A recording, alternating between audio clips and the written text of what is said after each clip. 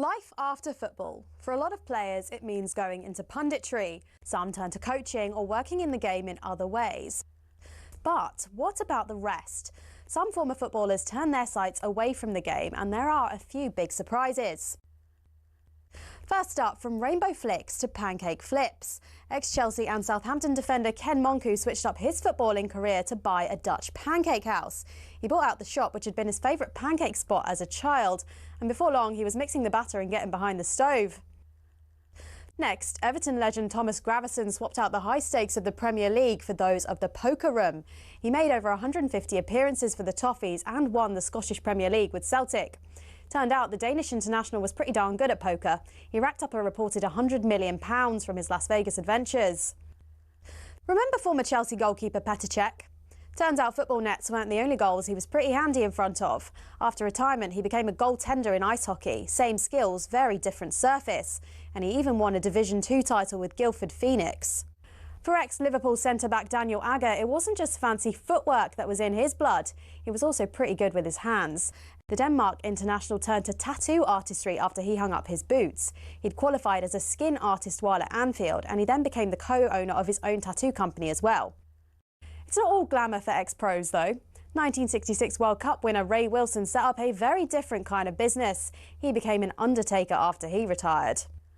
Finally, not many people can say they've won both a World Cup and starred in an Oscar-winning film. In fact, there's only one person in the entire world who can say that. Frank Leboeuf, the former Chelsea defender, was part of the 1998 France squad who won the World Cup. He ended up marking Brazil's Ronaldo in the final and helped his side to a 3-0 win.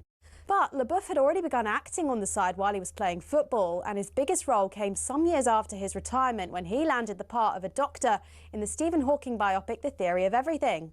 I embrace the career of acting, so I want to learn more. So seeing lots of movies is a part of my job. To be honest, with all the dramatic diving in the game these days, there's probably tons of ex-pros who've got the acting skills to make it in Hollywood.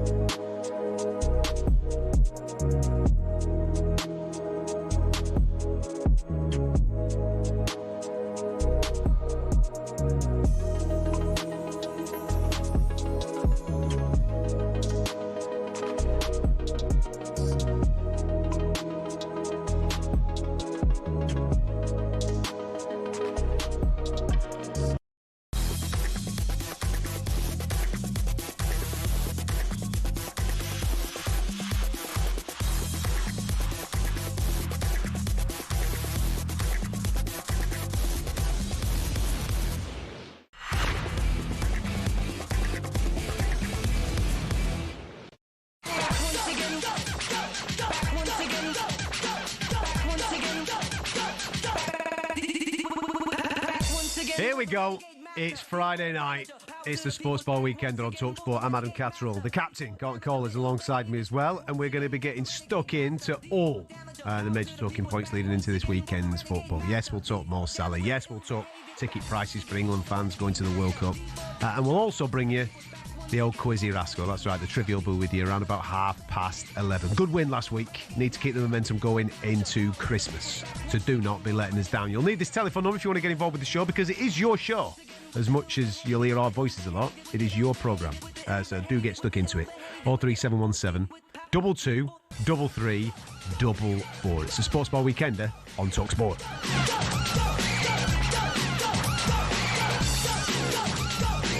How are you, big boy?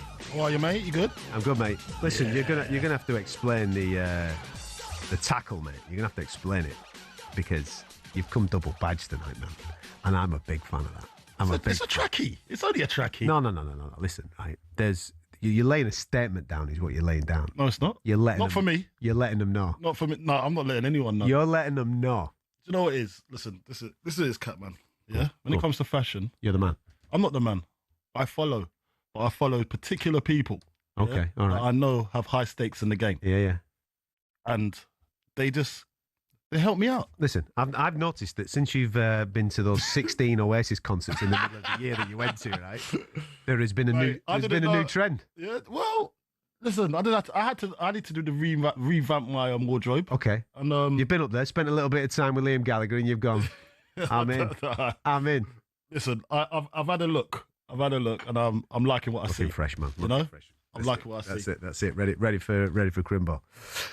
Listen, 03717 22 33 44. Lots to get stuck into. As I said, there'll be a trivia for you a little bit later on. It's that time of the year, isn't it? You know what I mean? The Christmas is coming. I'm sure that you're out and about on your Christmas parties. It's no different for us next week.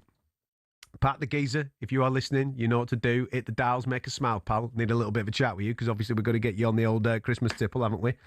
Which is coming up this week. And Yusuf, if you're listening, my man, get on the Google now. Get ready for the quiz coming up later on. We can't be getting beat. All right, pal? We've got a new quiz master in charge tonight who has vowed war on the team. So we're going to need a little bit of a lift with it. We will start, though, with a little bit of Mo Salah, shall we? I'm sure that everybody's been across this story throughout the whole course of the week. It's baffled me a little bit, some of the rhetoric and chat around it. But the latest instalment to this episode of More Stenders is that he's had a chat with the manager and he's back in the squad for tomorrow's game. Or should I say this weekend's game. What have you made of it all? What have you made of... from start to where we're at right now, because I don't think this is finished just quite yet, of this tale? I just feel that, listen, Mo was shooting from the hip. He was very emotional. He's probably not been treated like this for quite a while. He's only lifting up the trophy last season, and it's gone to not even getting on in certain games. So he can feel aggrieved, but then you can look at it on the other side where he's had his chance to, he's signed a new deal. He's had his chance to improve. He hasn't improved over a certain amount of time. Also, he's going to African nations. Everyone forgets that part. So they're probably trying to maneuver away from having to rely on him, although he's not even on form anyway. So it was just a great chance for them to live without Mo Salah for a little bit. And I think there's a little bit more to the story as well. Everyone's just talking about, he's come out. I think on his side, he's probably looked at it, and because when he did have a moan up, he was in front of the press and he was saying, they haven't kept to their promises. So I was thinking, what promises? You just signed a new deal. What promises are you talking about? So maybe there's something in the contract, game related or whatever it is, and they probably feel on their side they're not getting value for money. And then on top of that, once you get, and people always forget about, yes, he is a legend, we know that, but you have to conduct yourself around the training ground in a certain manner. And you got to always be professional. You can't leave a bad taste in everybody's mouth in the training ground, because that creates a vibe. And because you're so influential, you can't make yourself, and you're basically like a captain as well. Mm. You can't be going around sulking, you know. And I know it's easy for me to say, but like a player like me, and I've seen Mo Salah, and then I'm thinking he's the best player in the team, and I've seen him sulking. It's going to affect me, you know. And we've still got a job to do. So I don't think they have to come to a conclusion where both parties are happy.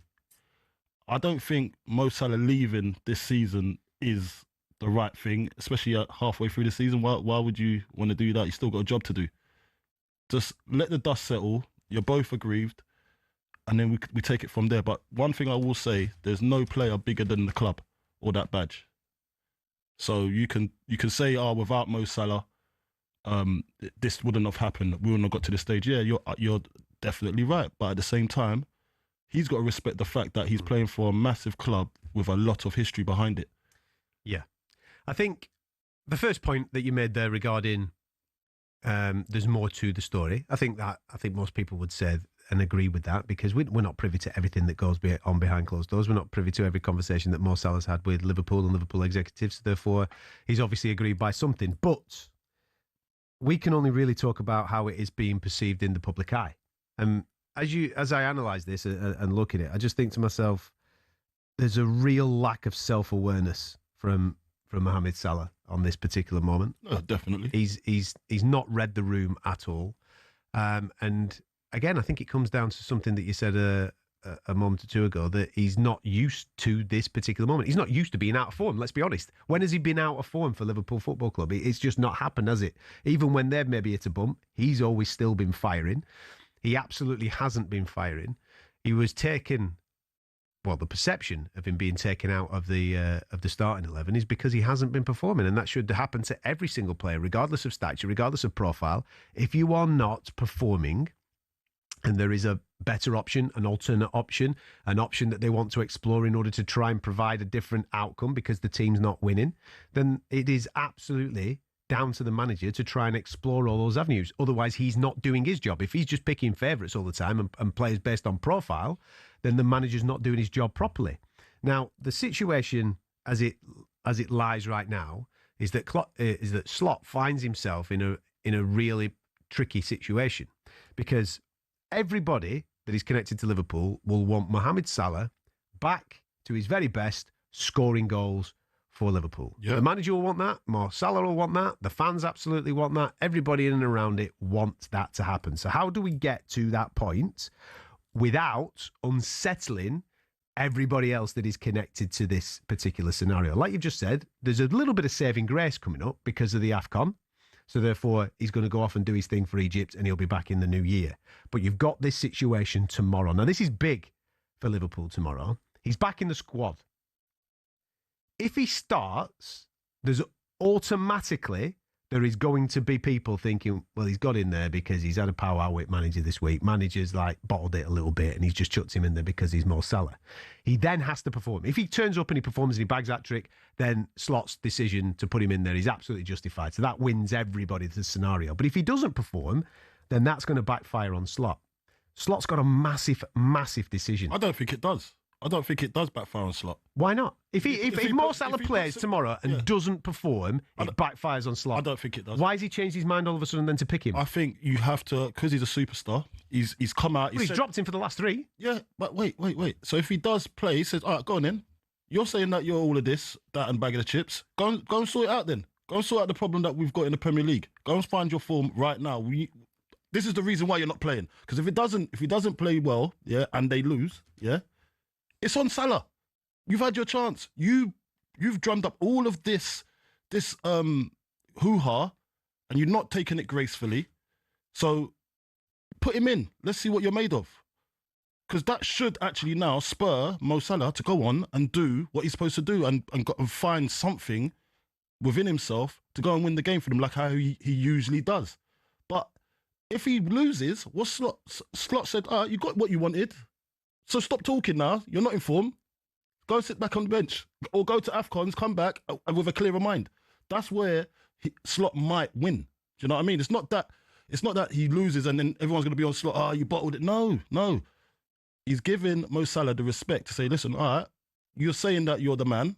Go and be the man then, because we need this man. But does the man not need to be Slot? But Slot, yeah, wasn't there. When Mo Salah was doing his bits. Yeah, he was there last year. Yeah, that's when everything was fine and dandy. But now, this is where the power shift has to come. Slot is going to say, all right, I'll take a back seat. You're complaining. You're disrupting the dressing room right now. Go and do your bit. Let's see what you can do. When he comes away from that and he doesn't do it, then he said, well, I was right. I know what I was doing. Go and sit down because I am the captain of this ship. Right. Well, that has to be the reaction then from the manager if that is the scenario that plays out. It has to. If I was the gaffer, I'd use it for that. Because I've been in this situation before. I've said something in the press after a bad... I've been treated... Well, I felt I was being treated unfairly. Right. I was up at Villa, David O'Leary. I said something in the press. And then he started me the next game. Do you know what I mean? And then I felt the pressure straight away because the fans were booing because I'm talking against the club, and it wasn't really my club. I was talking about David O'Leary, saying, not sure about him, this, that, and the other.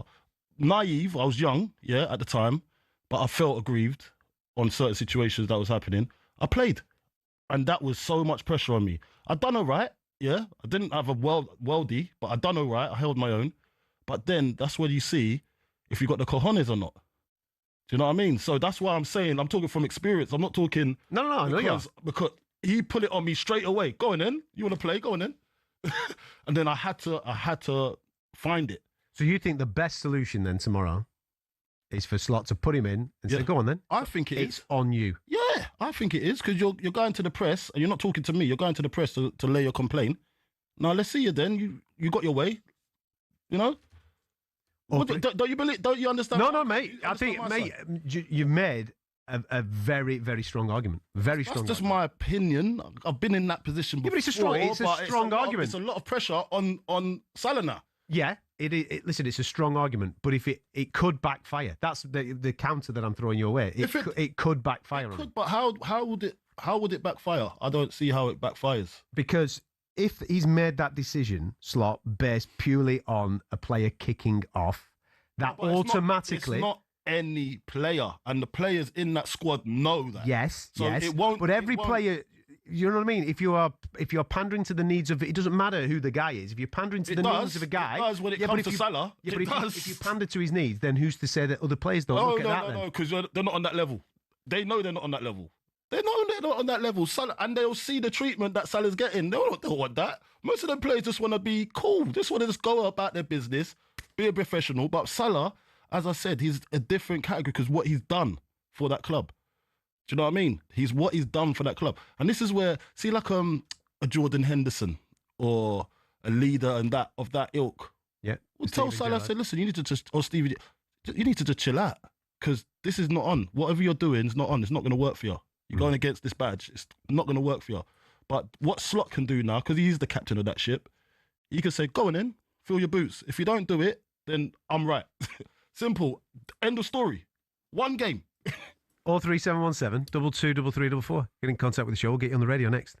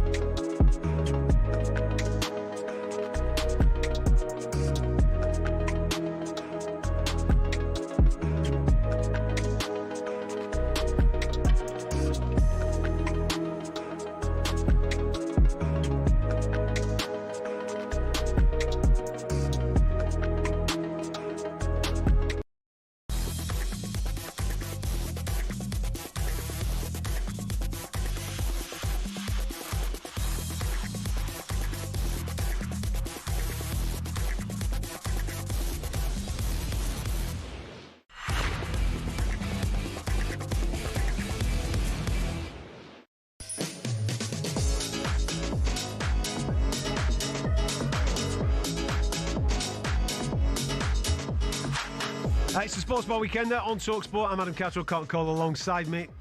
Phone lines are open for you. 03717 22 33 Let's get stuck straight in, shall we? Chris, how are you, mate?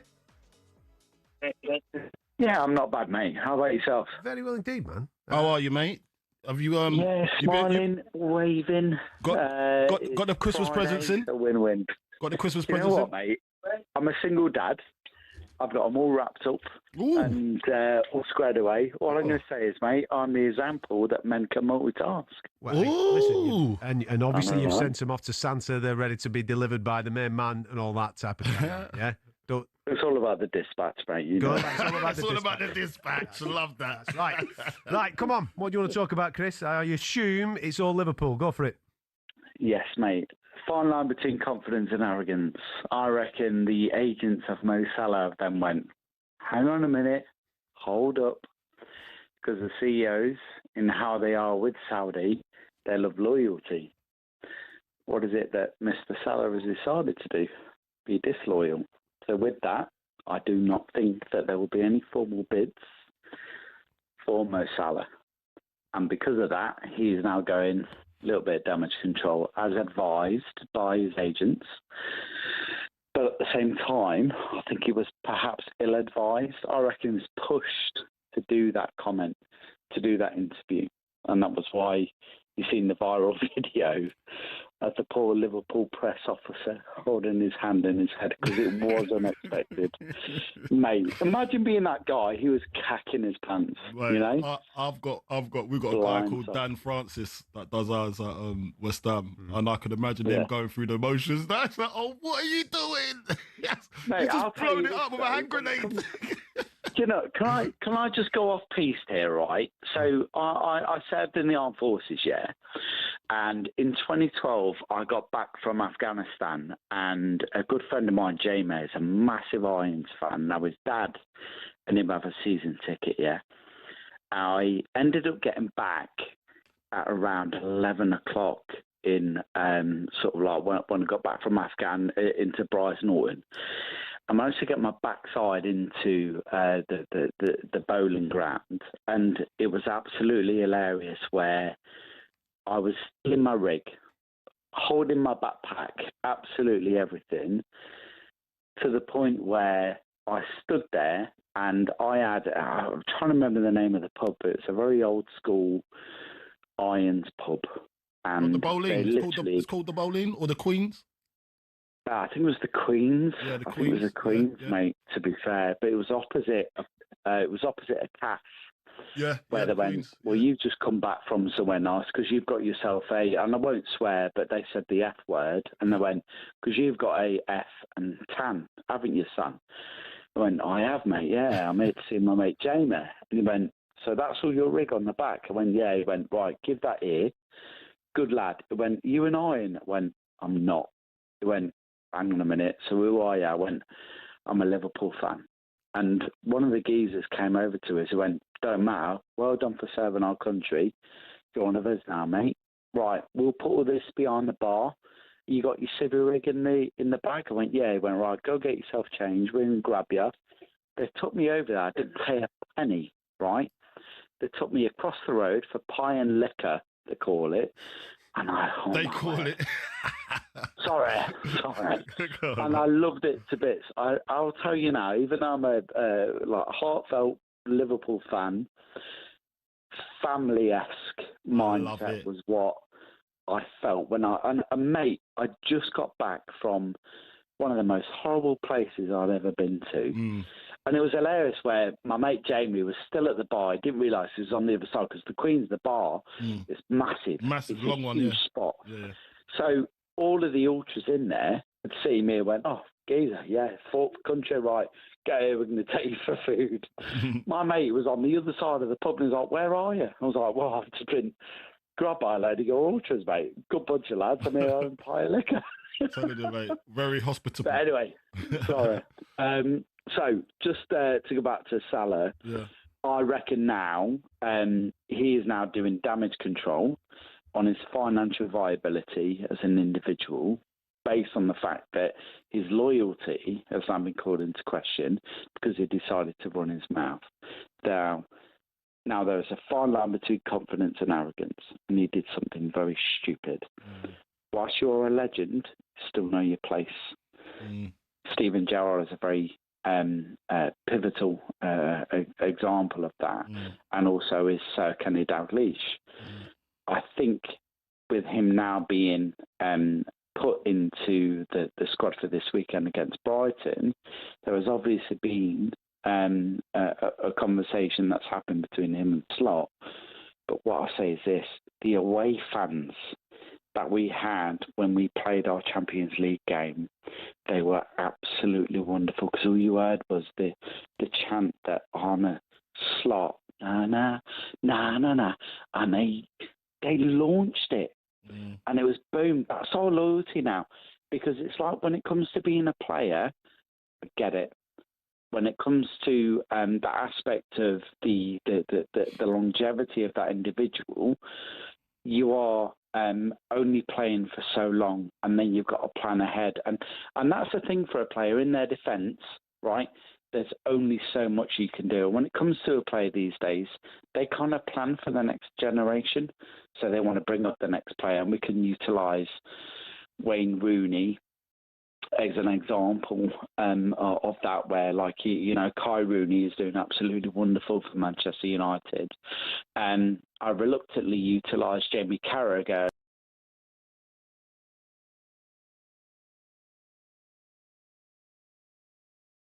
He's an amazing player, and he's doing really well. Ironically, already scored more goals than him. So I think when it comes to being a player, they kind of think about things in a very different way that we do.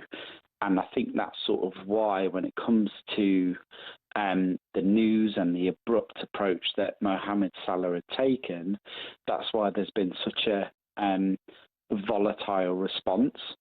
Within the pros, amongst pros, listen, we can't, you're not supposed to do that. You can't go against the club. I don't care who you are. You can't bring the club's name into disrepute. That's one rule, yeah? And it might be an unspoken rule for some people or some clubs, but really and truly, you got to protect the name. Protect the name first. It's not about you. It's about the club. We know that players get treated badly. I wasn't happy with the way I left West Ham. There's a few other players that might have the same qualms with. But one thing I've never done is speak against the club, because I know what the club done for me, and I've got to protect that. And especially being an influential person that has got a voice, you can never do that until you feel it's too much or necessary. And it's like you've messed up. And I get it now. I get it now with some of the West Ham fans. Like, yeah, I am an employee. I get it, but I will never ever, even if I weren't, I wouldn't speak against the club in public. Because I might do it in behind closed doors with friends, but I'm never gonna make our club look bad in the public eye. I can't do it. And there's a lot of people, calling for it. Oh yeah, go against the board, I can't do it, because the club comes first, and then we got to hold that. We got to protect it. So as when Mo Salah has this about himself, because this is about him. Yeah, he's entitled to his opinions, but try and keep it within house. Do not go out on the radio. Don't go in the media. Keep that to your thoughts to yourself. Go and have it out behind the scenes. Don't bring that to the public, because it brings chaos in the club when you're such a big player. You know, you got to look at it differently. And I bet he is actually kind of regretting it. He has to regret it a little bit. He will. You know, especially when he speaks to those loyal fans. Yeah, like such a long period of time. He's disappointed him. He's disappointed by the club, though. He feels the same way too. So it's a mutual feeling. It's a mutual feeling. Of course, but I think he's misread the room on it. Yeah. 03717 22 33 44. Keep your calls coming in. We'll get you on next.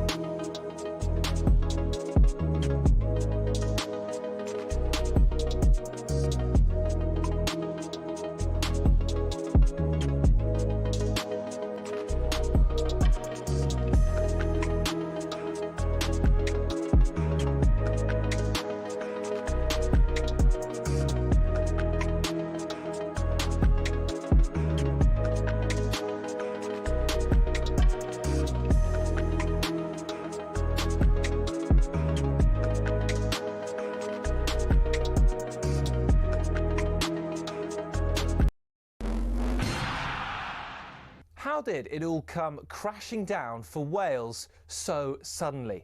In his first tenure in charge, Warren Gatland built a dynasty, taking young guns and turning them into giants, not just for Wales, but for the Lions as well. 4 Six Nations titles, 3 of them Grand Slams, and in 2019, a world #1 ranking. But then, a record drop-off, golden generation all but gone, a first wooden spoon for 21 years and 14 losses on the bounce. Why? Perhaps the main reason was poor spending. During Gatland's first tenure, the WRU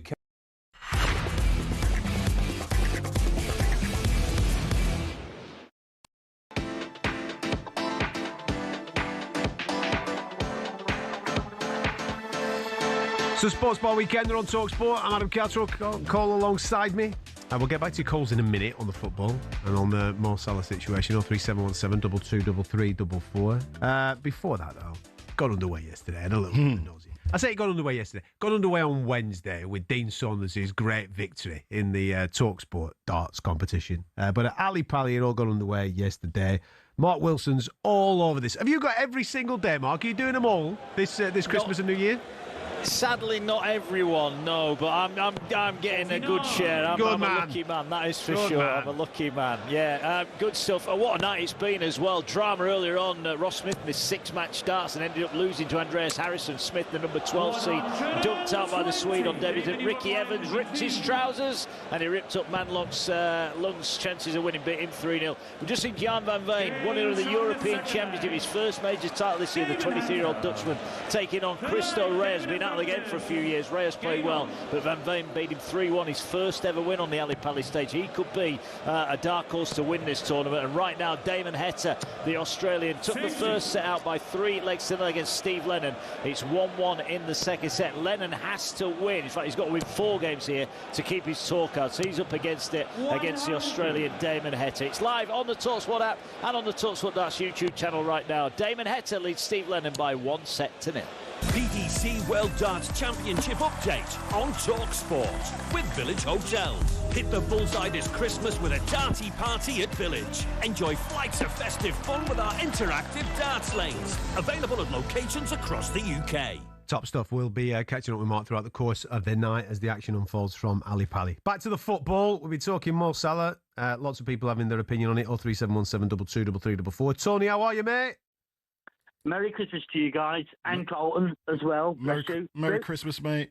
Great show you're doing, guys, as well. I've been listening to the station for over 10 years now, lads. You know, and that dart competition you guys had, I never laughed. I tell you what, I have never been entertained and laughed so much. My word, honestly. We got some funny people at this place, ain't we? Oh, mate, honestly, honestly, some characters. They could go on the stage. Some of the characters you've got there, mate. You know, but yes, look, I'm an Everton fan anyway, mate, and but this business with Salah and so forth. Yeah. You must be happy. Well, look. I'm trying to look at the aspects that I think Dean Saunders actually described the situation. Really, there's been a lot of changes in the Liverpool squad. You've had new players come in, you know, and the form. Salah was getting a lot of ball hit to him, sort of thing, you know, and he could lead on to. But with the new players coming in and the format seemed to be changed positions and so forth, I think his standards dropped because of that. Now, Dean Saunders described this pretty well, you know, and that's where I'm coming from with that, lads.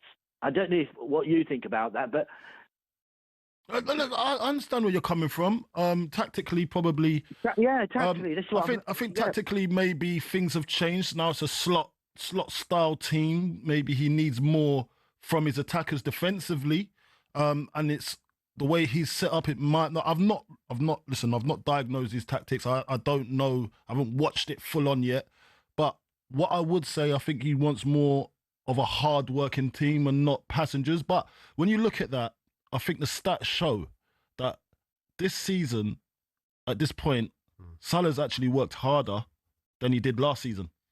Yeah. I don't know what that is. I think that might be a natural thing if you ain't got the ball all the time like you used to. Like, you know, like, and I think he needs to do probably a little bit more off the ball, and I think there's other players that can, and that's what I think. I think it might be a tactical thing why he's not firing on all cylinders. Plus, a little bit of complacency from him too. So there's a culmination of things, you know. Yeah, mate, I think you've hit it on the head. We've also got to remember Trent Alexander-Arnold's not in this team anymore, playing down the same side that Mo Salah plays in. And he used to feed him all the time, feed him. But then at his expense, he got exposed a lot.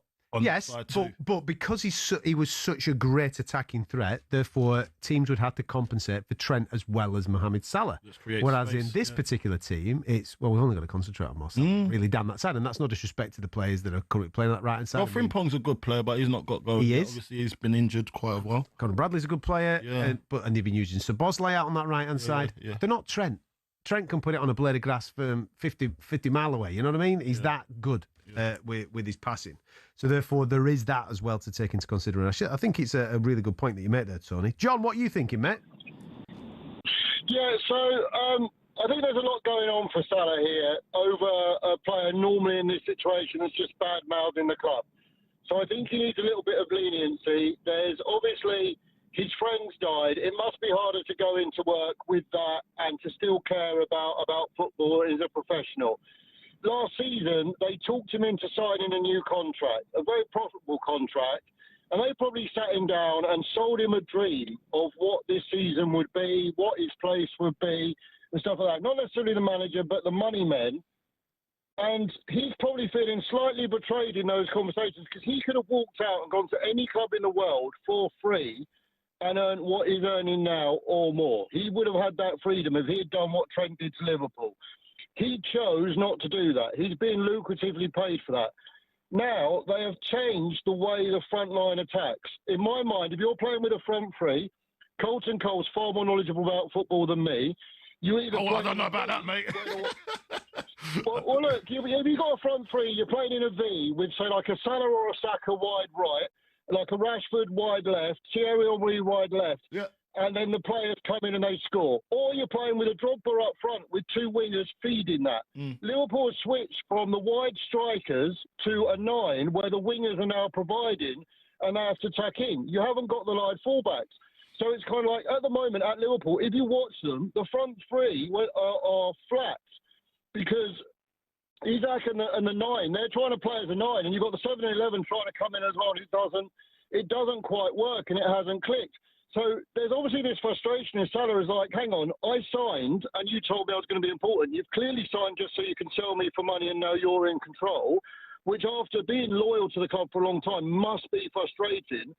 They've tactically changed the way the game's being played. And I honestly think the same reason that Salah is struggling at Liverpool now with Isaac, and TK is doing better, but he can come in off the left, is the same reason that Gyökeres will struggle at Arsenal because you can't have wide forwards that are there to score and love scoring like Saka, Salah, coming in from into that gap and have a 9 as well. There's very few strikers that can play 9 and 10 in the same game and drop between it. You're probably talking Kane is probably the only one in world football. I mean, Carlton, you were more of a 9. Now, you probably needed wingers to provide the balls for you, to put the crosses in. If you had someone like Salah outside that was always trying to score the goals, surely that would make your game harder. So I think there's a lot going on for Salah there. And I think as humans, we need to be kinder. It must be very frustrating. Should he have done it? No, he shouldn't.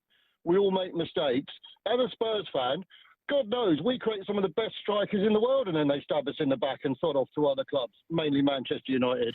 But so we're used to it. I get how much it hurts, but I just think there's been a lot of tactical change. And if I had been sold a dream by my bosses of the future to sign a contract, and then I was put in a position where it was obvious they were pursuing Isaac, it was obvious they were going to change the system, and I wasn't told that. I wasn't told they were going to expect the way I played to train. I wasn't told that my legacy is at risk. I would probably be feeling I should have walked out for free. I could have gone a hero with the league title, none of this negative attention, none of my legacy being tarnished. I've made a mistake. So that's kind of my points on it. And your show's great, by the way, guys. So that's my little rant.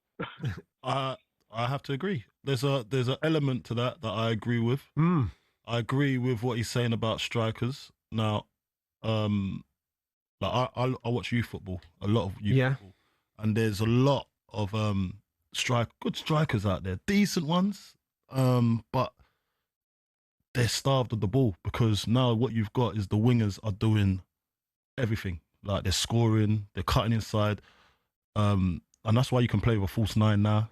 Do you know what I mean? Because all they got to do is just link up with the winger and get the winger in behind you. If you come short, if you're playing in the 3. Mm-hmm. So it is difficult for strikers nowadays to get goals unless it's geared up for the striker to score the goals. Yeah. Do you understand what I'm trying to say? Well, you're looking at Man City. It's geared up for Haaland. Yeah, it's geared up for him. Now, it used to be geared up for Mo Salah coming from the right. Yeah. And obviously, when you go and he's right, you go and sign a big money signing, 150 million for a striker, or 140 million, whatever it was. You've got to gear him up to score the goals. Yeah. So now Mo Salah, I was going to say, Mo Salah has to now create a little bit more, and he does create, but he's not the main focal point of the attack no more because training has changed. Now we're starting to like penetrate both sides, but we've got to get the ball in the middle. Yeah, the focal points have changed, haven't they? The focal points have changed, and that would affect someone like Salah, his ego, everything. It's just a natural thing to do. He's never had this before. He's got to deal with it, but he's doing as he sees fit and how he feels right now. He says, "This is how I feel." You can't say to a man how he's supposed to feel when you've never been in that position. No, I don't think anybody's got a problem with that. I think it's just the way that he responded to the way that he was feeling. That's where the problem is. And he's never had to feel like that being in the position he is today. Yeah. So, yes, I see it was ill-advised. It was emotional. But then I put myself in the manager's position and he's got to take that into account as well. So, well, he ain't an ordinary player. How much he's done for this club. You know, I have to treat him with respect. So now there's a war that I don't think anyone's going to come out on top on because it's going to be bad for Liverpool. So they're going to have to come to a truce. How are we going to play this season? What's my plans for this season? What have you got for me?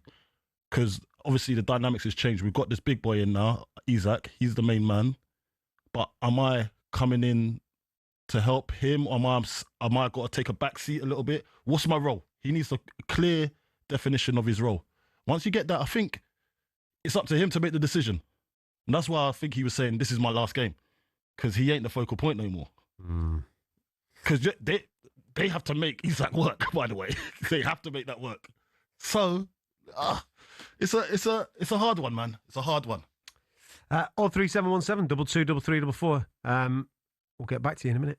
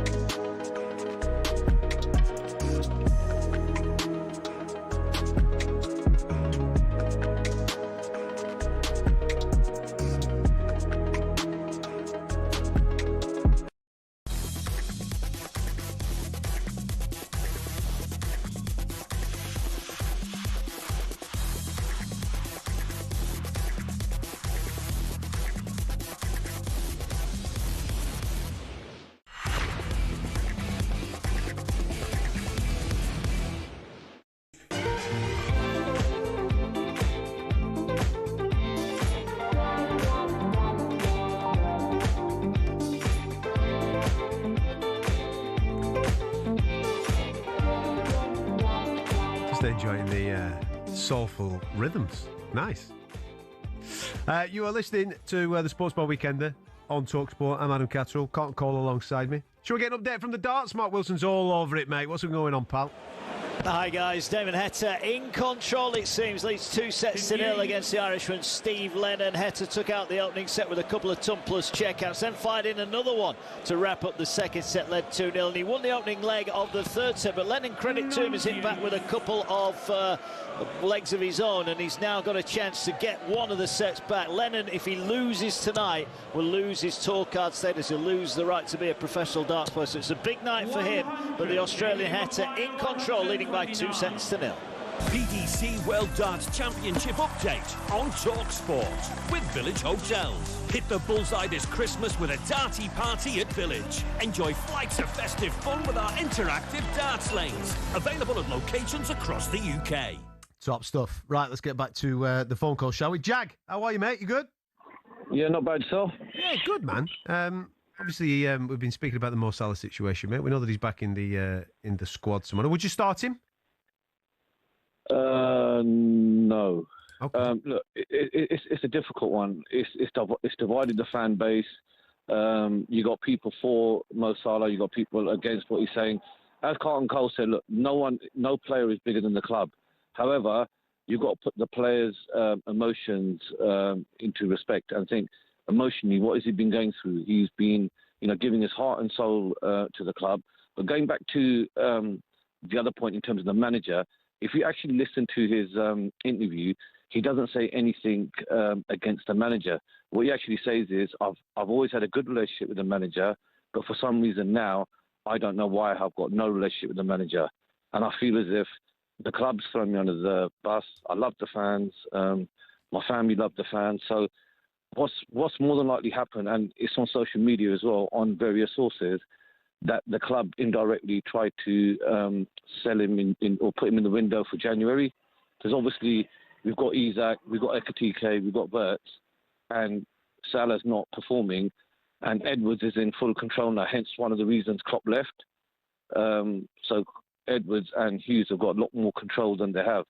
I mean, at the end of the day, there's so many stories, conspiracy stories, we ain't going to know the truth, but, you got to look at the bigger picture. But ultimately, he shouldn't have gone out how he did and say what he said.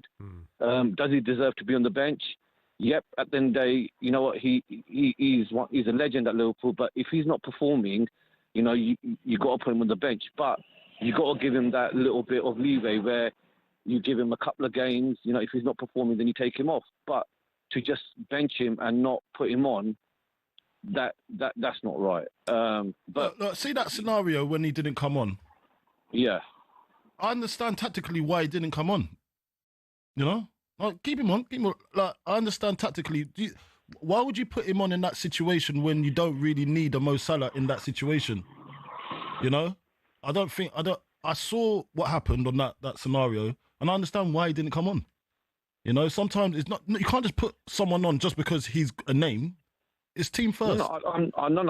It's team. Look, it happens sometimes. I've been on the bench. I feel aggrieved, and I haven't come on. Like, it happens to footballers. It's just that he felt that time. Like, you can always have a Mo Salah that comes on and changes the game, but you was trying to defend something, albeit it didn't in the end, and you drew the game. But you was trying to defend the lead, and sometimes, you can put a player on and go forward, but Mo Salah's not at it at the moment. So why are you putting him on? I'd rather go defensive and put someone on that can do the job that I want. And Mo Salah doesn't track back.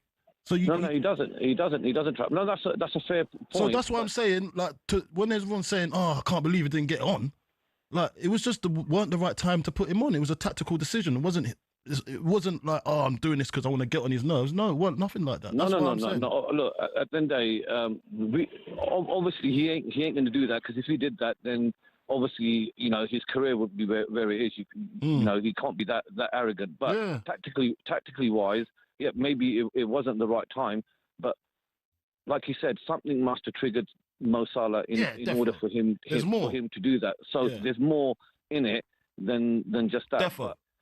but it's sad because you know what? It's his legacy. He's done everything amazing for Liverpool, and he's not. And you know what? He's not selfish because a lot of people don't know. He gives millions and millions of pounds to charity, and not just charity, local Liverpool charities. So you know, his heart's in it. He's there. He's signed. He wants to be there, and obviously he ain't the main player now, and we don't expect him to. But at the end of the day, you know, we could go on why we didn't sign Mark Gahey. Did we really need Isak? At the point, you know, we've just won the league. You know, there was other signs that, all right, we may have won the league, but, you know, there were still signs that we were just, you know, getting, you know... I agree with you. But the thing is, with what he's saying, I get it. Like, Mo Salah's not the focal point of the attack. He ain't the main player now. We got to say that, yeah? The main player has just come in, 150 mil, right? Now, Mo Salah has to decide whether he wants to be a part of that new regime or does he want to move on? Does he want to go be the main man somewhere else? If you love the club that much, I think you play your part. And you'll be a legend. You don't have to be the star of the show all the time. This is actually helping you. It's taking a bit of pressure off you. But you can actually do more without the pressure. The pressure's on the other guy now. It should take some pressure off you for you to go and perform. But you're still dangerous, don't get me wrong, and you're not getting any younger. So they have to plan for the future. They got to plan for life after Mo Salah. They have to. So they got to try something. Can't wait until he's 40. Do you know what I mean? Unless you're Cristiano. Do you know what I mean? But you got to plan for something. What's next? What's next after Mo Salah? You know? And yeah, you might be right. They might have tried to sell him in the January window. They might have. But it's business. It's business.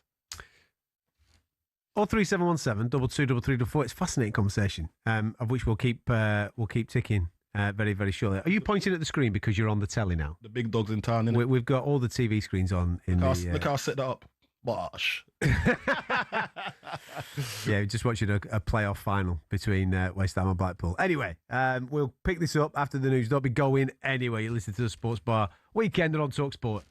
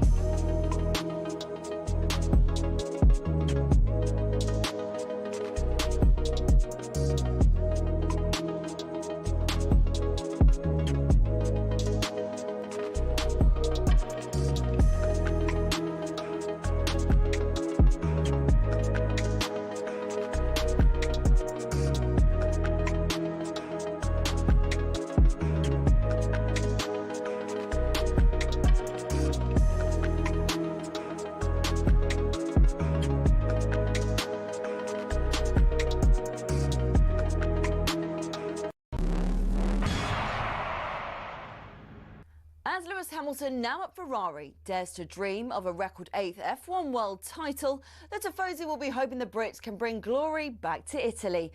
To many, Ferrari and Formula One are inseparable. They're the only team in the sport today to have competed in the first World Championship in 1950, are the most successful team in history, and have built some absolutely gorgeous cars. Their first driver's title was won in 1952 by Alberto Ascari.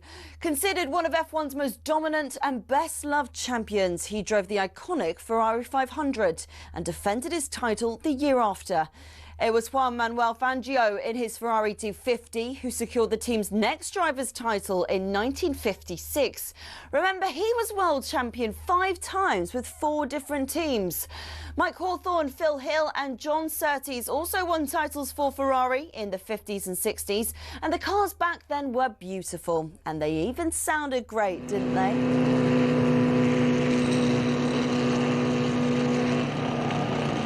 Anyway, Ferrari went 11 years without winning a title until Niki Lauda won in 1975 in the iconic 312T. Throughout much of the 80s and 90s, though, Ferrari looked like they'd never go all the way again. Le Professeur Alain Prost came pretty close in 1990, but lost out to his bitter rival and former teammate at McLaren, Ayrton Senna. It was only when John Todt recruited a swathe of staff from outside of Italy, including Michael Schumacher, that the glory days returned 21 years after their last driver's title. The turn of the century saw the prancing horse sprint to an unprecedented 5 consecutive championship doubles. And after Schumacher left, Kimi Raikkonen reclaimed the driver's title immediately. But despite employing 1,500 people, the Iceman remains the last Ferrari world champion. So, 16 constructors' titles, 7 more than McLaren, and 15 drivers' titles, 4 more than, again, McLaren. Ferrari are truly Formula One's top team. Forza Ferrari.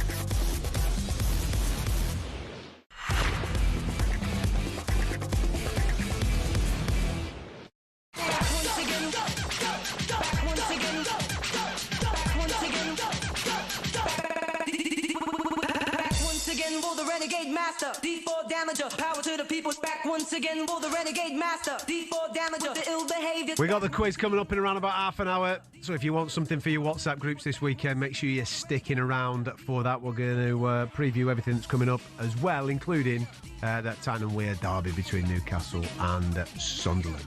This is the Sports Bar Weekend on talkSPORT.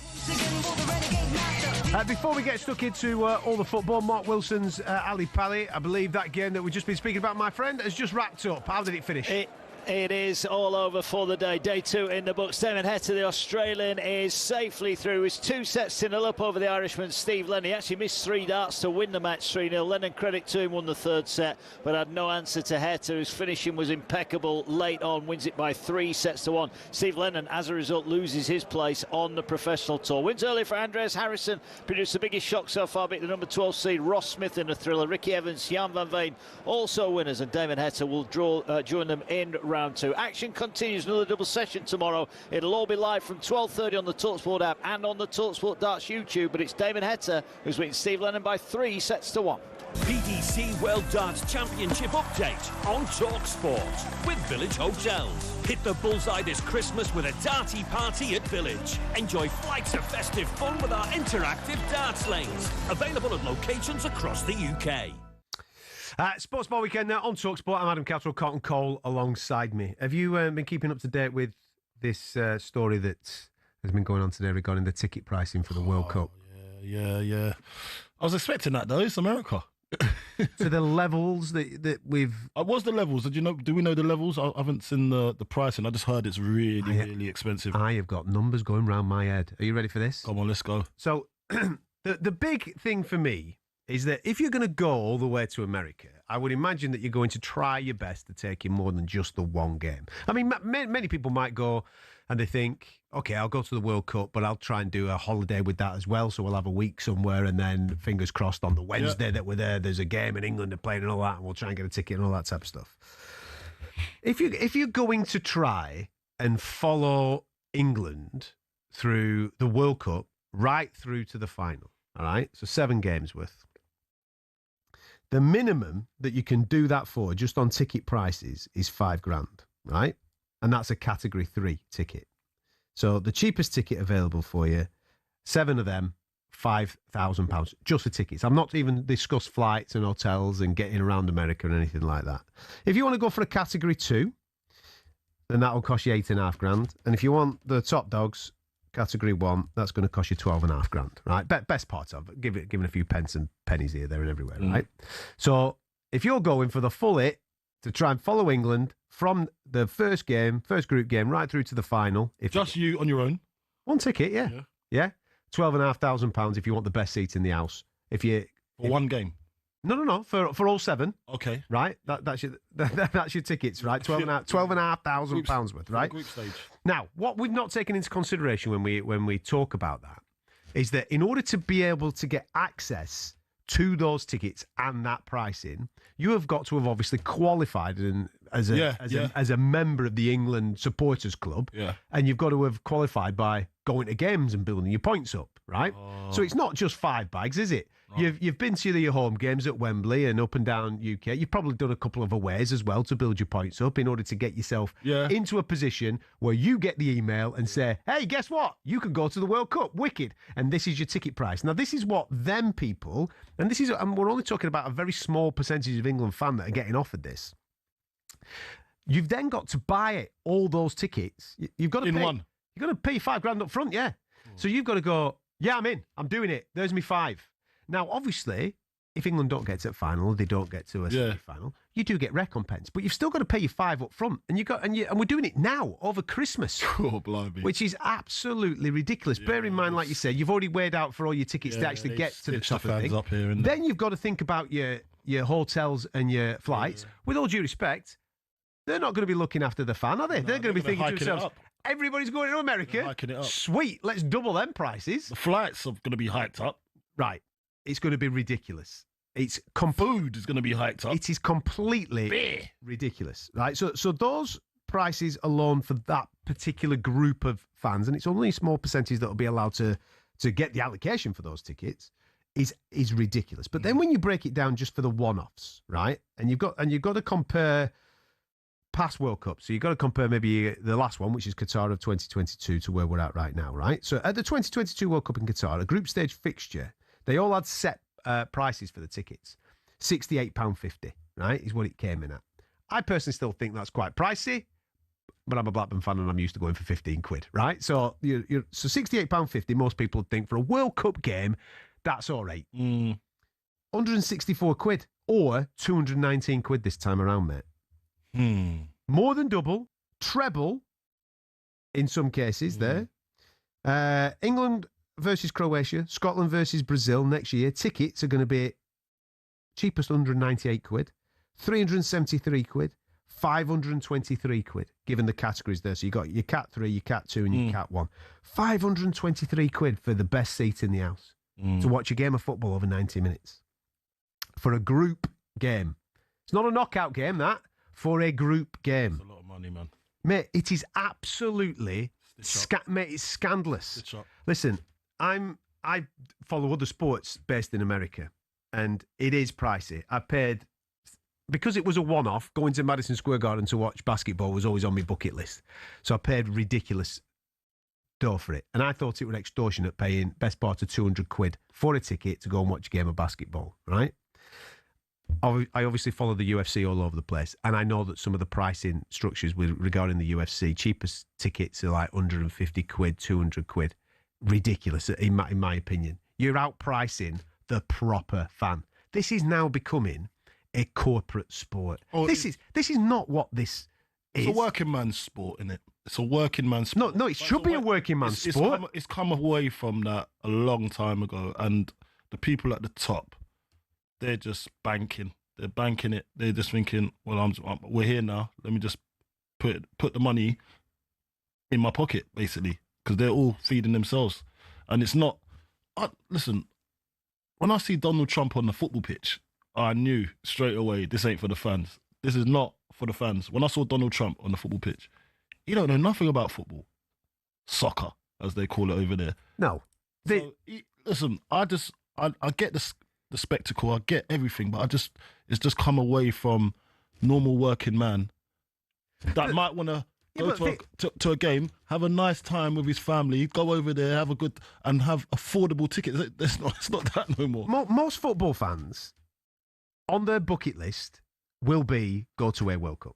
Most football fans. You would say it would be brilliant as well. Oh, it'd be unbelievable. The whole holiday. How many football fans can do? And with all due respect, right? If I was to do this and go to a World Cup, I've not been in the position to be able to do it yet, right? And I would absolutely love to go to a World Cup. I'm not going to do it on my own. I'm going to try and share that experience with my son. Yeah. And maybe my mate and his son. You know what I mean? Everyone can afford that. Right. So what kind of circles are you in if you can afford that with your mates? Exactly. Right. So let's say, right, okay, my ticket's 200 quid. My lad's ticket's 200 quid. We're talking one game here, 200 quid. What? Best part of a bag of sand each for a flight. So now we're on 2.5 bags, right? And we haven't slept anywhere yet, right? So you know what I mean. So then you've got your tent in your rucksack. Right, you share it. He's 12, but he's still sharing my bedroom, right? That's how we're going to get. We'll get a twin on there. Yeah. $3,500, mate, to go watch a game of footy. Yeah, that's a lot. I've not even bought an hot dog yet. Well, I mean, you cannot do that. Now listen, this is dead serious because the FA have to take action. The government, I mean, Keir Starmer's not going to get involved in this, innit? But he has to, somebody of that higher level has to rebel against this and not and make noise. And it's going to take a coming together of the football community because FIFA, the main football nations, FIFA have apps. They don't care whatsoever about these fans. Infantino doesn't care whatsoever about these fans. He's buzzing. He's just buzzing. This is honestly, it's disgusting. This completely disgusting. And obviously, if this is the pricing that's coming in for the English fans, I'm sure it's saying for fans of all these nations going all over the world. I knew the game had gone. When I see they kind of rescinded Cristiano's ban. Oh, yeah. So I knew after that. We'll do the ban after the World Cup. Do the ban after that. We want you at the World Cup, pal. Why? Because we're charging everybody 500 quid to get in. Exactly. I knew that's what the route that was going down. So when the prices came out and everyone's chewing about it, I said, well, I expected it. It's how it is. America is all about money. It's all about money. It's a money churn. That's what they do. They ain't going to have it. They're not going to have the World Cup if they ain't making money in the USA. That's a banker. Right. So they don't care about no World Cup. They care about the dough. That's it. But somebody has to do something about this because if this now sets the precedent going forward, because with all due respect, it's the World Cup, right? And there'll be a few people out there that have got a few quid and some people will buy these tickets. Oh, definitely. The normal working class fan can't afford to come and do this. Of course not. But the corporates and the big businesses and all these types of things, they can go and do it, right? So they'll sell the tickets and they'll have the grounds full. They'll give some tickets away and all this type of stuff to make it look like something. Yeah, all that type of carry on. And then what they'll do, next World Cup comes along, they'll go, oh, we'll just do what they did. No, well, hang on a minute. You can't do this going forward because we're getting further and further and further and further away from what this sport is actually all about. It's compromised. The sport has been compromised, mate. So this is what I'm saying. The FA, the major organisations around Europe, around the world, they have to help. You've got to get together. You've got to get your heads together and you've got to go, hang on a minute, right? Our fans are being asked to pay best part of $3,000 just to go to a game of footy. That's absolutely... Think about it. That is ridiculous. Ridiculous. Come on. There has to be a pushback. There has to be a kick-off about this. What about other countries like the other countries like South American countries that haven't got enough? Because some of them they're going to have fans, but they're not going to have like a lot of wealthy fans. What happens to them? They're priced out? So what type of fans are they going to have? The world's priced out. Yeah. Who's got dough to go and spend, 219 quid on a group game? Yeah. Who's got that? Like the African teams as well. There ain't going to be no fans that are going unless they win something in a competition or someone sponsors something for them to get over there. it's going to be difficult. The thing is to get the purest fans over into the stadium. But the thing is, what's going to happen is that the sport is going to be in stadium. It's going to be supported by casual fans. For example, like I've just explained to you there, right? I am not a hardcore basketball fan, but you go to New York. You want to go to Madison Square Garden. You want to go and see the New York Knicks. There's a bit of history. There's a bit of nostalgia. It's affordable. I am a casual fan, but it's an occasion for me. I'm never going to do it again. So ticket comes along. They say to me it's 200 quid. My mate goes, we're never going to do it again. Should we just do it? It's a lifetime experience. Should we do it? Bang. Now, will there be enough of them throughout the course of the World Cup to go and do that? There won't be hardcore fans doing that. The hardcore fans that want to do 7 games. You know what I mean? But the casual fan, the ones that are in those cities maybe already, that thinking, oh, Matt, going to the World Cup, that's a bucket list thing. Let's tick it off. It's only one. Will there be enough of those casual fans to be able to fill the quota for those tickets and therefore make this a problem going forward because everybody will carry on doing the same?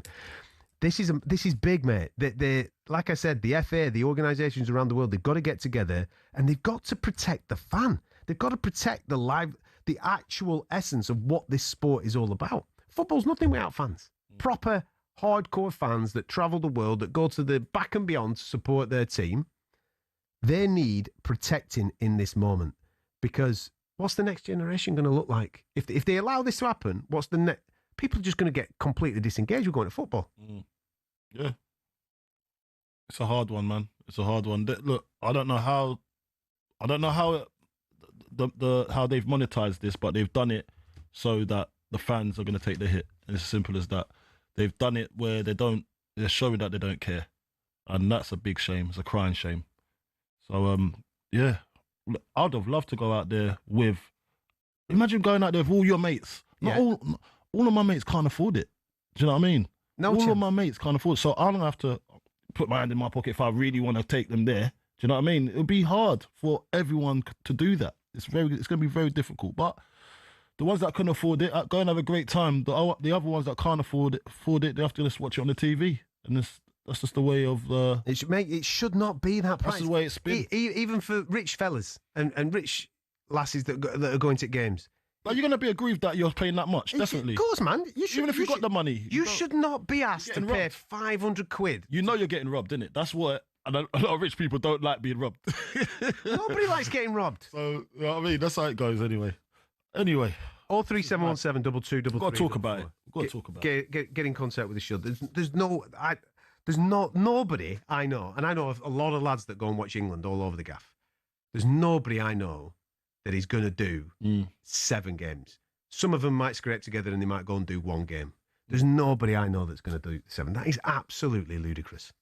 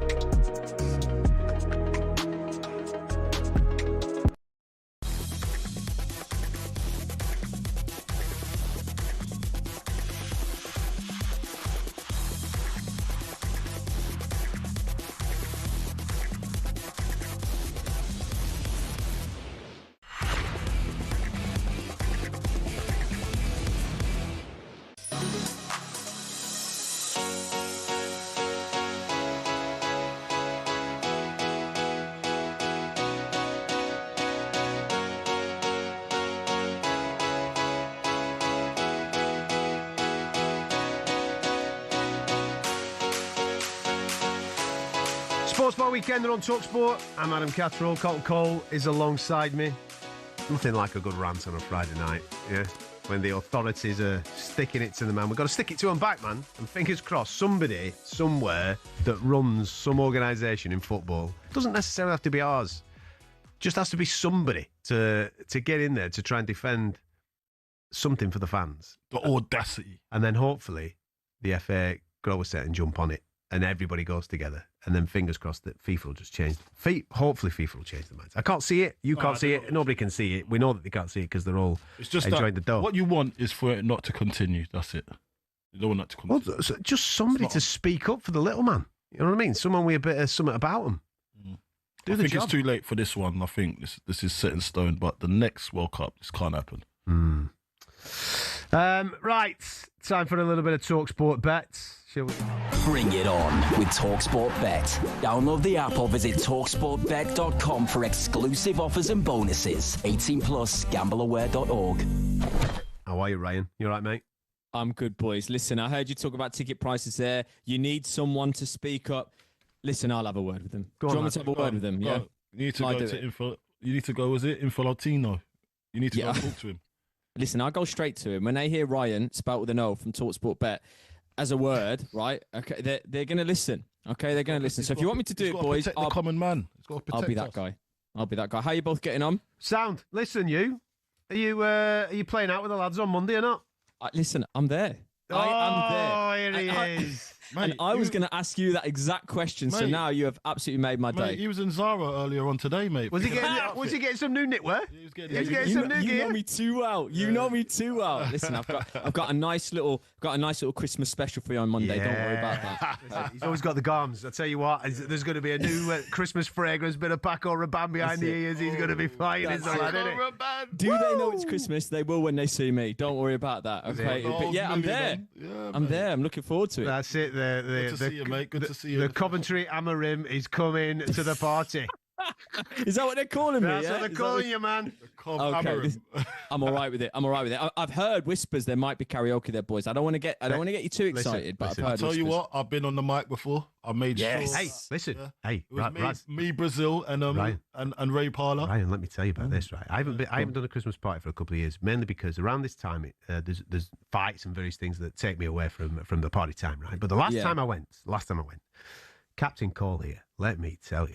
Oof. Stop it. He was spitting bars like Ina Kamosi back in the 90s. Man. I'll tell you what, the hot stepper was out, bro. Mate. So you better watch yourself. What are you singing? Now, I know that you can sing a bit, Ryan. You've got a bit of competition.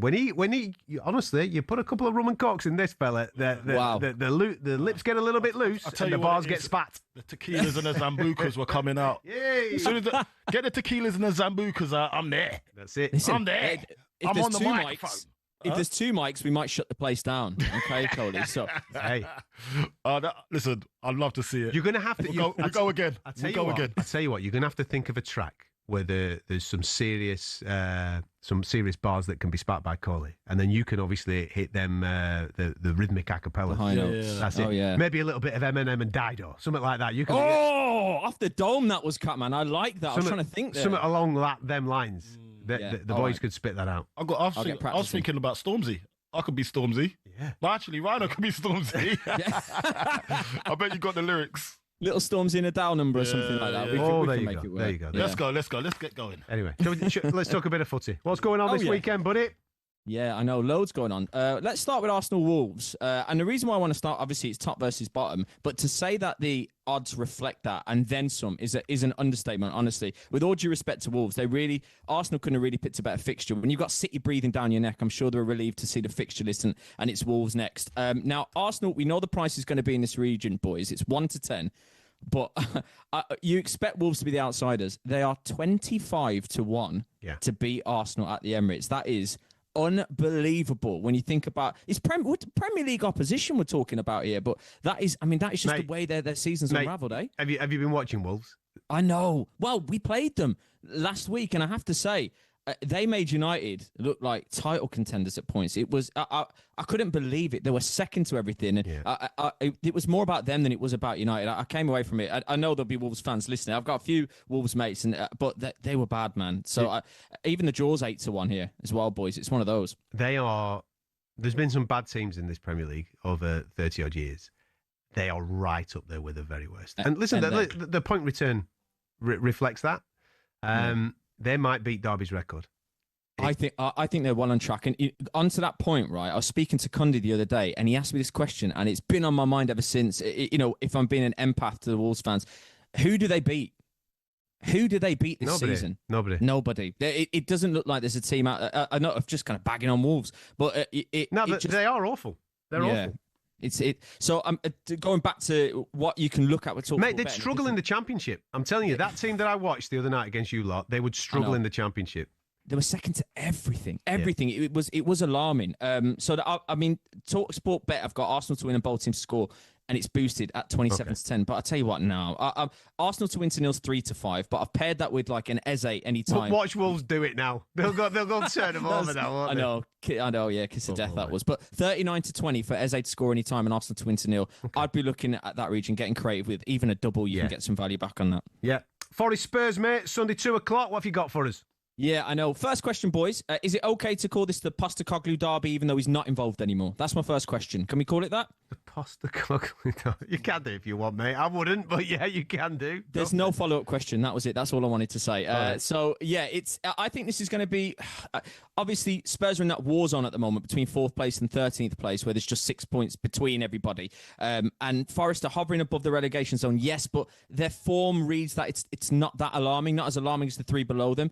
They're favourites, Forest, for this. 31-20. Spurs are 7-4. There's not much in it, but that is just how it is. But I say don't buy into this doom and gloom that sometimes at the Spurs fans, they write that narrative. They are good away from home, as good as decent away from home. So Spurs at 7-4 is not a bad price, and the draw's 23-10.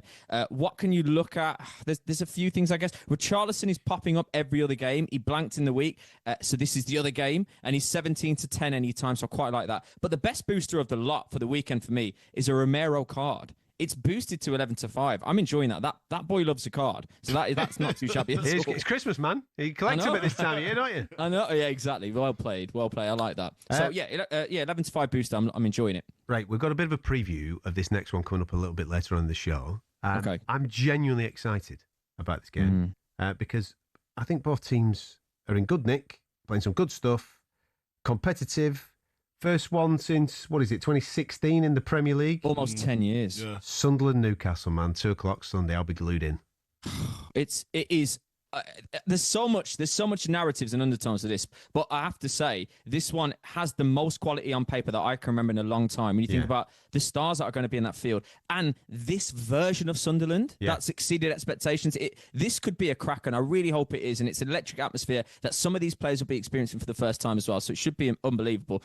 Newcastle are having their best run of form as well so far in the Premier League, 10 points from 4 games. So, but form goes out the window, doesn't it, on occasions like this? So I'll tell you, Newcastle are favourites away from home at 6-5. They've lost the last 3 in the league here, though. So that's one of those stats. It depends whether you read into it. Sunderland 12-5, boys, and the draw's 9-4.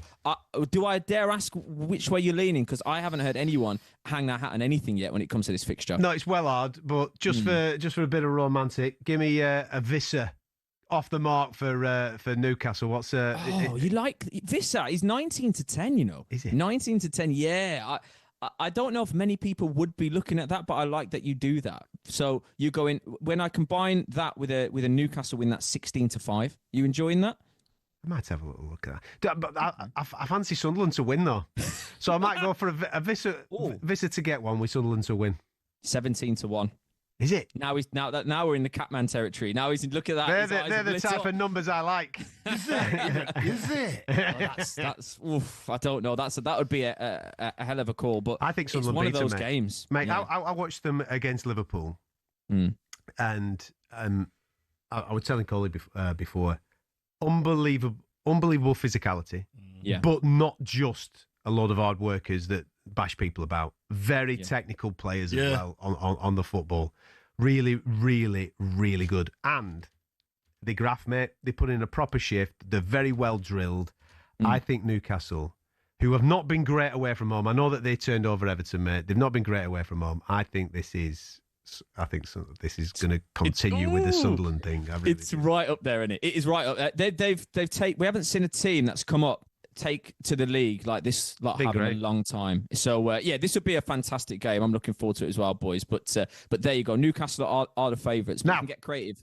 Listen, before we let you clear off, because Jack, our producer's telling me to shut up. Okay. Obviously, we've got Christmas Do Monday. Yeah. I'm making you at 8 o'clock watch Manchester United Bournemouth Wales. I didn't put 2 and 2 together there. Yeah. This is... Yeah. Oh, Yeah. Come Up on, the cherries. come on, Emma. What's going to happen here? This could be an absolute banging night for us on Monday night, couldn't it?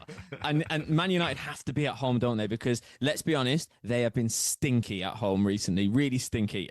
They are favourites though, boys, 4-5 favourites. Bournemouth are 14-5, and the draw's 29-10. I'm hoping in Bumo, if he plays, that's the parting gift for us. That's the narrative I'm after. 29-20. It's a talkSPORT bet booster. But boys, I'm you know where I'm going. I'm going Bruno. Right? Okay. I've looked at the Bruno. He's reliable. He's top assists in the league from deep line playmaker. He's still doing it, the lad. 14-5 talkSPORT bet booster to get an assist. So, boys, if I'm watching that game with you on Monday and that comes in, it's going to be a hell of an evening. Let me tell you that. I'll be unbearable. Good luck. Right, bring your due. See you in a bit, pal. I'll see you Monday. Ta-da. See you Monday. There you go, top stuff. That was a look at the latest action next to talkSPORT Bet. Terms of conditions apply. You've got to be over 18. Gambleaware.org. Bring it on with talkSPORT Bet. Download the app or visit talksportbet.com for exclusive offers and bonuses. 18 plus, gambleaware.org.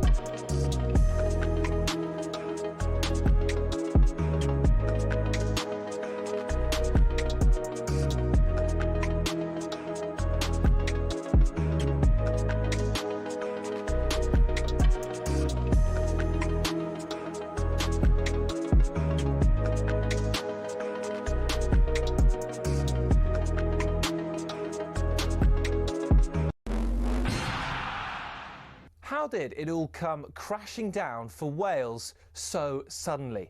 In his first tenure in charge, Warren Gatland built a dynasty, taking young guns and turning them into giants, not just for Wales, but for the Lions as well. 4 Six Nations titles, 3 of them Grand Slams, and in 2019, a world #1 ranking.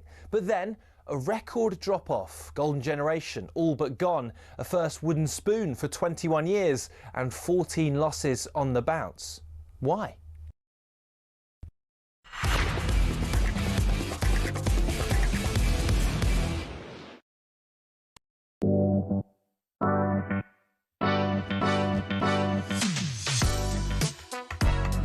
You want some breaking news from the world of boxing?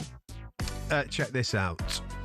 In the last 20-25 minutes, the Ring magazine have reported that they have been advised that a highly anticipated showdown between former heavyweight champions Tyson Fury and Anthony Joshua will headline a Riyadh season mega event in 2026. Before that collision happens, the Ring has also learned that Fury and Joshua are slated to see action in separate fights as part of next year's Riyadh season. There you go, a bit of breaking news. Like I said, the Ring magazine have been advised, and the Ring magazine, by the way, is owned by Turki Al Sheikh, so it's pretty credible. They have been advised that Tyson Fury and Anthony Joshua will finally meet in 2026. There's a couple of things that I just want to obviously highlight off the back of that. I got told that there was a real possibility that this would be an announcement that would be made in the aftermath of Anthony Joshua and his little move around with Jake Paul next week. Obviously, that news is now broken 7 days earlier. It also goes to show with that news breaking today just how serious the Jake Paul contest is for a 2-time unified heavyweight world champion. This is the fight that every single British boxing fan, I think, has been making noise for at least 5 years. It's great that we see these two names pitted together. Obviously, we would have liked to have seen it a touch earlier, but listen, let's not moan about it. Tyson Fury versus Anthony Joshua is absolutely the best fight for both of these guys. Massive. Next. Now, the reason why I stress next is because it isn't going to be next. And this is the danger with what boxing sometimes does. Obviously, Anthony Joshua is doing his thing with Jake Paul next week. Mm-hmm. Anthony Joshua should take care of Jake Paul relatively straightforward there, right? And it's not a real fight if Anthony Joshua is taking it seriously. My concern is that second paragraph. Before the collision happens between Tyson Fury and Anthony Joshua, the Ring has also learned that Fury and Joshua are slated to see action in separate fights as part of next year's Riyadh season. So therefore, basically, they're both going to take tune-up fights, warm-up fights, whatever you want to refer to them as, before they meet each other. Now, we've seen this before, haven't we? Anthony Joshua, Deontay Wilder, on the same card, fighting different people. Deontay Wilder gets beat, the fight then slides off into the sunset. Another direction. I personally do not think that there's any need for any warm-ups. We're talking about two guys, with all due respect, that have been to the peak of the heavyweight division. I don't think they're at the peak of the heavyweight division right now. What's the point in having a warm-up? Let's just get straight to it. Let's just get straight to the business. Sign the fight, do the camp, turn up, have a ding-dong. If it's a cracker, do a second ding-dong. Now, I've no doubt that there are probably going to be multiples of these. Like I said, the only disappointing part of this narrative is that they're going to do some type of warm-up fight, which then does bring an extra added amount of jeopardy to the situation because, one, if the level of opponent is adequate and decent and fancies it, one of them, because, Tyson will have been out of the ring for a period of time. I know that Anthony's got his thing with Jake Paul, but he'll have been out of the ring for a period of time. If one of them slips on that banana skin, then does this fight then get pushed into a different direction? Do we have to wait a little bit longer for it? I will reserve judgment until I see both of these fellas walk into the ring. We've had this conversation on many, many, many, many occasions. But that's a credible source. Very credible source. There'll be a lot of money involved in it. 2026, the breaking news, Tyson Fury, Anthony Joshua. And it is a fight that I think every single fight fan wants to see. Yeah, albeit it's a bit late in the day. Yeah, but it's not like one's at the peak of the powers and the other one's slid off. They're both, I think, coming down the other side of the mountain. Declining, yeah. So therefore, you would think that it is relatively straightforward and even. It's not, you know what I mean? Yeah. I know that it's late. I know that it's late. It should have happened 5 years ago, and we maybe should have had 2 or 3 of them. Yeah, but we'll take it. Of course we're going to take it. Because, and I think both of these guys need this for their legacy, you know? Yeah. Last thing you want in 10 years, 20 years' time, when you can't actually do it, to have those regrets of shoulda, woulda, coulda. Yeah. You know what I mean? That has to be. There's a lot of money on the table for both of these lads.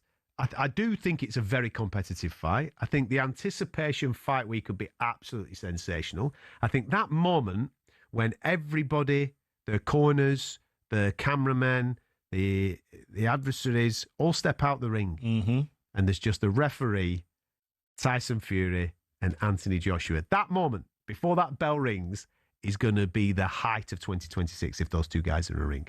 It's going to be absolutely They've done a lot for this country in boxing, so they deserve the big payday. Those names are... They deserve this moment to fight each other. They deserve this because the debate has always been who would win, Tyson Fury or Anthony Joshua. Let's go and find out. Yeah. Let's go and find out. And if they give us an absolute cracker, let's go and find out again, man. Yeah. I don't think anybody begrudges them doing it again because with all due respect to them, and they'll probably hate me for saying this, the heavyweight division now is moving in a new direction. There's younger, fresher, hungrier blood coming through. And it's exciting. The likes of the Moses Atamas of this world, Fabio Wood has done exceptionally well. There's some real talent, some great matchups to make between those younger bloods. Daniel Dubois still in that conversation. These guys have had their time. They've had their era. And Usyk came out on top. Usyk was the guy. Let's find out who the guy is between Tyson Fury and Anthony Joshua. Yeah, you're right. Who do you fancy? It's a hard one, isn't it? It's very hard because of the inactivity. Yeah. And that's probably why they're going to have these, touch-up fights. I can't say who I fancy. Okay, I'll ask you again once they've had their warm-up fights, which will probably... So the timeline for this, for people trying to figure out how this would work, I would imagine they would do... The Riyadh season, for the people that don't know, works October through to March. All right? So I would imagine that the first fight, the tune-up fight for both of these guys, I would imagine is going to take place around March time. And then you would get the start of the new Riyadh season. I would say When's that it's that? October. That's when I would imagine that these two would On my do. birthday. Perfect. And that's going to be a way. I would listen. I would imagine. Where is it going to take place? I would imagine.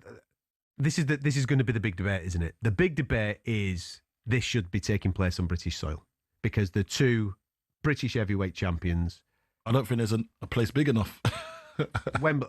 Listen, it does Wembley comfortably, doesn't it? Comfortably. Now, I think it's bigger than that. Now, obviously, we've got a World Cup going on, so therefore, when you're looking August time. Maybe you could do it in the out of the football season. September, October, I reckon. At Wembley.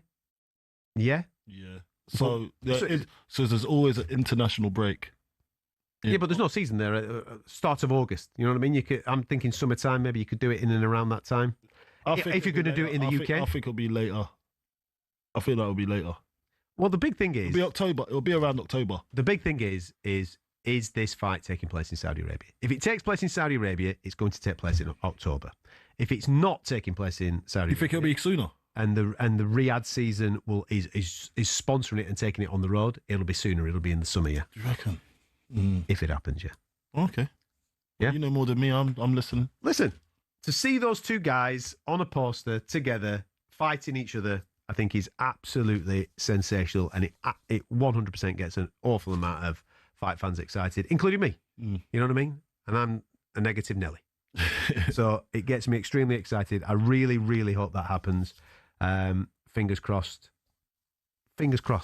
We get to see that in 2026. Yeah, because it's a fight that we've been speaking about for such a long period of time. But that's a breaking news. Just in case you just joined in with us, the Ring magazine, which is owned by Turki Al Sheikh, has been advised that the highly anticipated showdown between Tyson Fury and Anthony Joshua will headline a Riyadh season mega event in 2026.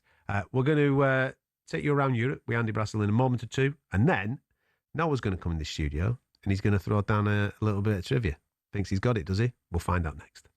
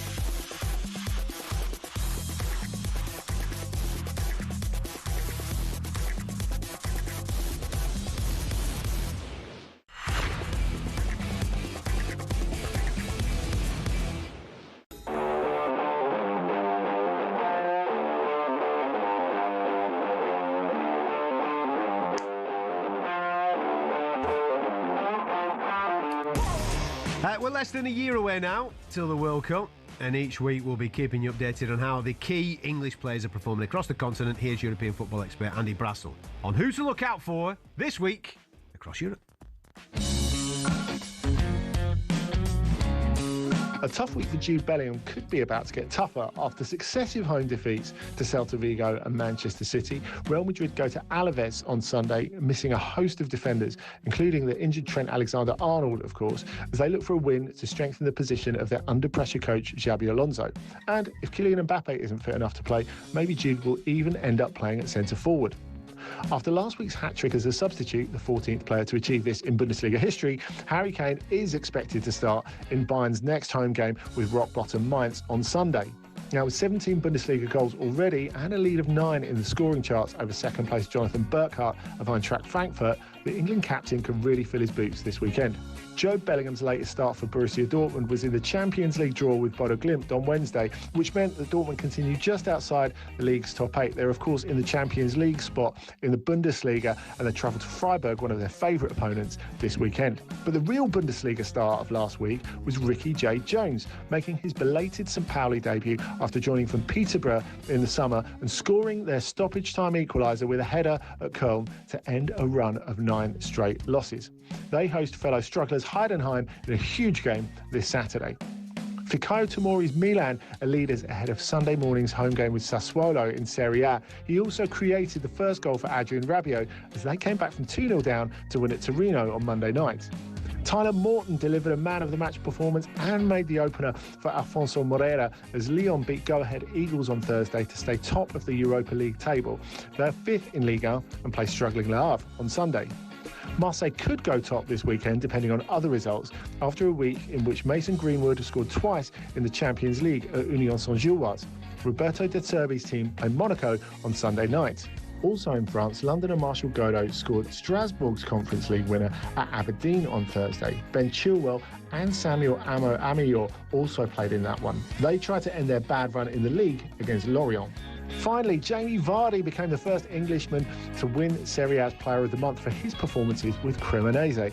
They are 9th ahead of playing at Torino on Saturday. Get him on that plane. Get him on the plane. Jamie Vardy, yeah? Get him on the plane. Get him on the plane. Get him on the plane.